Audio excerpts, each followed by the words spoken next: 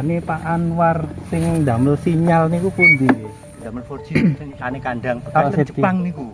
Kenal anjir cara. Khairul Anwar dikenal sebagai penemu jaringan 4G. Pria kelahiran Kediri 22 Agustus 1978 ini bertempat tinggal di salah satu desa di paling ujung utara Kabupaten Kediri, Provinsi Jawa Timur. Malangnya, ia sudah ditinggal oleh ayahnya yang meninggal karena sakit sejak lulus SD. Semasa Khairul kecil, ibunya membanting tulang untuk memenuhi kebutuhan keluarga, terutama dalam bidang pendidikan.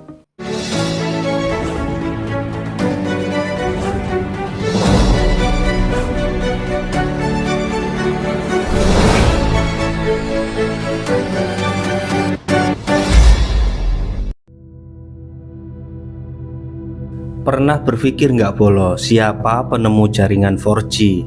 Padahal jaringan ini kita pergunakan setiap hari loh. Nggo nonton YouTube, TikTok, Facebook, dan lain-lain. Coba bayangno nek ora ono jaringan iki pasti do ngaplo loh Bolo.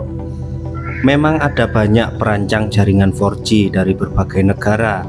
Namun ada satu ilmuwan atau perancang jaringan 4G asal Indonesia yang menarik perhatian. Dia adalah Khairul Anwar.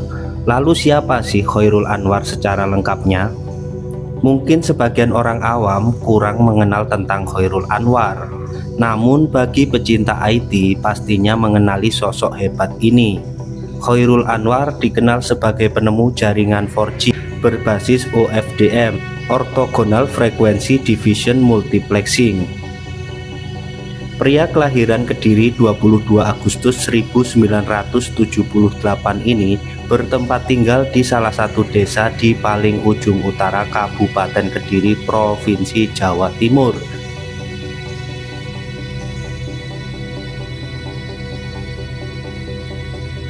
Beliau mengenyam pendidikan dimulai dari SD Negeri Juwet II pada tahun 1990. SMP-nya berada di SMP Negeri 1 Kunjang pada tahun 1993 dan SMA Negeri 2 Kediri pada tahun 1996.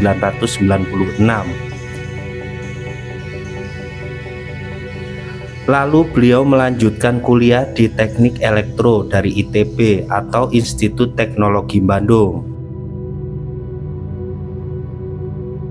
Tidak hanya alumnus di perguruan tinggi terkenal, Khairul Anwar juga termasuk wisudawan terbaik di Sekolah Teknik Elektro dan Informatika STEI. Meskipun lahir dan dibesarkan oleh orang tua yang berprofesi sebagai petani, Khairul Anwar mampu menorehkan prestasi luar biasa dalam dunia ilmu pengetahuan. Khairul Anwar merupakan seorang ilmuwan asal Indonesia yang membanggakan bangsa atas kontribusinya dalam penemuan 4G. Sosok ayahnya bernama Sujianto dan ibunya bernama Siti Patmi. Malangnya, ia sudah ditinggal oleh ayahnya yang meninggal karena sakit sejak lulus SD. Semasa Khairul kecil, ibunya membanting tulang untuk memenuhi kebutuhan keluarga, terutama dalam bidang pendidikan.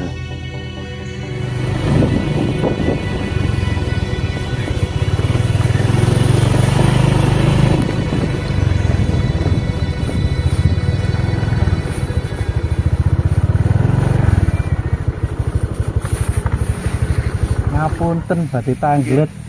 Liyane Pak Anwar sing ndamel sinyal niku pundi nggih? Sinyal. Sing saged ndamel sinyal 4G niku, Pak. Pak Khairul Anwar namanya. Pun mlebet Google. Mriki endi desane iki, Mas? Niku Juwet, Pak. Oh, tasik Tasik mriko. mriko. Niki tumut tepang napa? napa boten? Mboten mireng iku lho. Oh. Niki ndamel sinyal. Oh, nggih. Juwet. Desa Juwete napa bedukuane pundi? Juwete. Mriki Juwet. Pak kadose. Jabon. Nggih, Jabon. Nggih, Jabon. Boten tepang nggih, sandinge kandang kadose. Nek nganu nggih, Terus enten Jepang niku.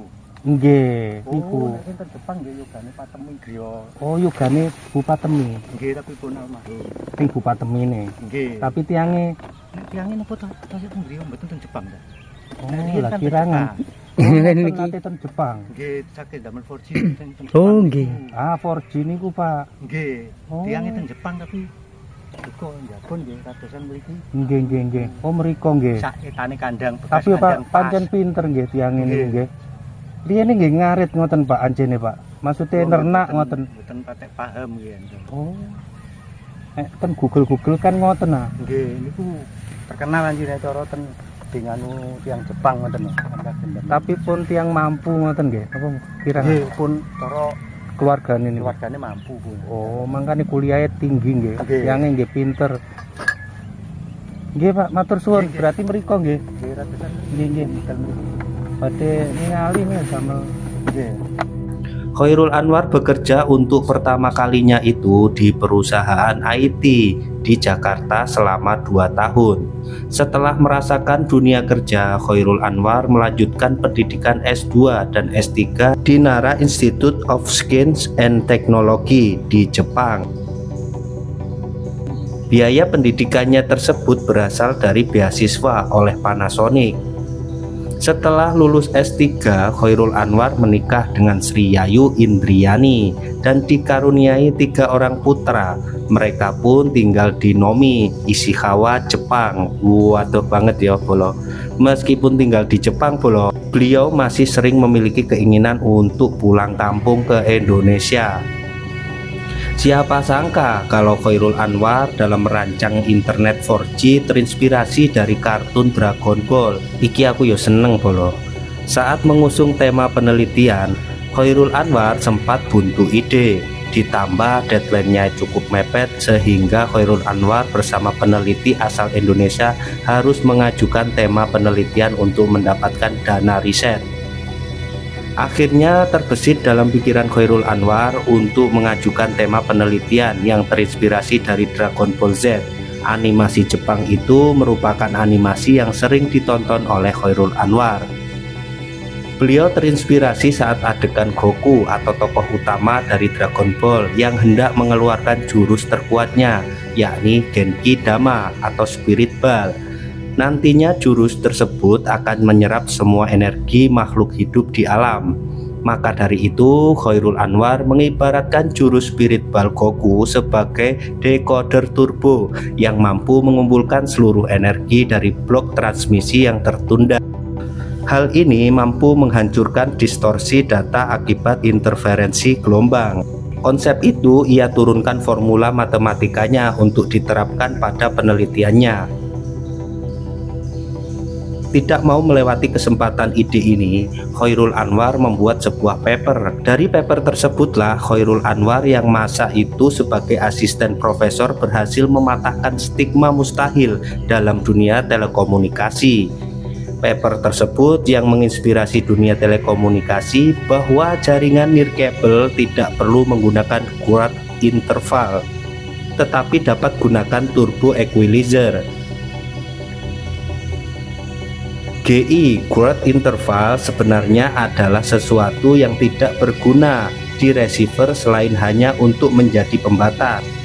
Jadi mengirimkan power untuk sesuatu yang tidak berguna adalah sia-sia.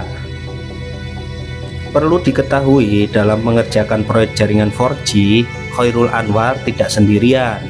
Beliau ditemani oleh Tadashi Matsumoto, profesor utama di laboratorium tempat Khairul Anwar bekerja. Tidak hanya itu, Khairul Anwar juga memintarkan perjuangannya Huizu untuk membuat program. Program tersebut akan dipresentasikan ke Kinki Mobile Wireless Center. Dalam hal ini, secara langsung Khairul Anwar menemukan suatu teknik modulasi untuk komunikasi wireless boarding yang melawan frekuensi selektif dan interferensi dengan sebutan OFDM, Orthogonal Frequency Division Multiplexing. Temuan ini sudah dipatenkan pada tahun 2010. Khairul Anwar juga mendapat penghargaan Best Paper untuk kategori IEEE VTC. Wes browsingan dhewe ya bolo apa iku singkatane duwa banget ndasku. yang digelar pada tahun 2010 tanggal 16 sampai 19 Mei 2010 di Taiwan. Dari presentasi Chairul Anwar kita bisa melihat perjuangan beliau Bolo yang sangatlah hebat, luar biasa dalam membangun teknologi untuk masa depan internet yang cepat dan efisien. Tidak heran Bolo kalau beliau itu merupakan sosok yang dijadikan inspirasi bagi mahasiswa IT di Indonesia. Teknik yang ditemukan beliau ini telah dipatenkan tahun 2005 dengan mendapatkan full support dana dari pemerintah Jepang. Loh. Lah pemerintah Indonesia ya opo iki? Luar biasa sekali ya Bolo, patut bangga dan menjadi panutan bagi kita semua.